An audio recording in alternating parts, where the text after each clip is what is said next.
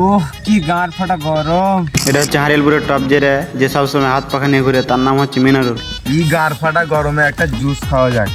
এটা হচ্ছে হারিলপুরের 2 নম্বর যার কাছে সব সমস্যার সমাধান হলো ঠান্ডা পানি বা শরবত, তার নাম হচ্ছে আশিক।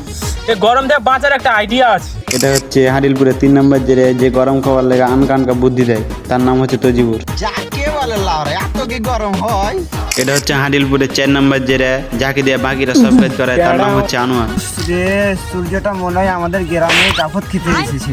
এই গরমে যদি এক বালতি বরফ পেতাম তাহলে ওর মধ্যেই আমি ঢুকে থাকতাম। হার কাছে একটা বুদ্ধি আছে, শরীরে একদম এসে ঠিক ঠান্ডা হয়ে যাবে। আরে না, তোর বুদ্ধিমানই বিপদ। এর আগে ঠান্ডা করে পোহরে ডুব মেরে থাকলে গরম লাগবে। হ্যাঁ। তোর কথা শুনে একদিন ডুব মেরে 7 দিন জ্বরে পেতে লাগতে 15টা বাড়িয়ে গেলাম শেষ। আরে না, এটা বিজ্ঞান। আচ্ছা শোন, এক কাজ কর, আমরা সব রোদের দিকে উল্টো মনে পিট করে বস, আর মনে মনে ভাব আমরা আইল্যান্ডে আছি। দেখবি মাথা আমাদের সবকিছু ঠান্ডা করে দিবে।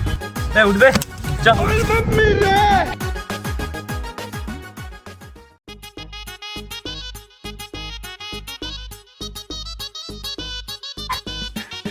सज्जन को क्या तकलीफ है भाई?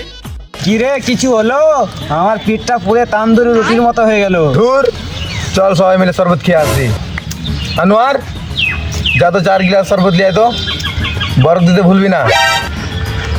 যা ইলে পো হবে ছোড়া জুস আনতে গেলে জুসের ফ্যাক্টরি বানাতে গেছে, এতক্ষণ হলো আসে না। আসলে আমার গলাটা শুকিয়ে ললা হয়ে গেল। 30 মিনিট পর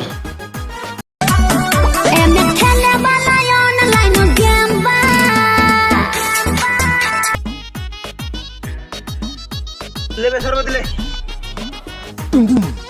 শরবত কই আর কই না, এত গরমে শরবত পাবি, শরবত দিলে আর বরফ খানি বরফ খানি আস্তে আস্তে গলে চাই রে আল্লাহ দিলে বলকে বান্দাতা। এই এসব কথা বাদ দে তো, আর কথা ভালো মতো গান শুন। পোহরে যা গলা পর্যন্ত ডুবিয়ে বসে থাকবো।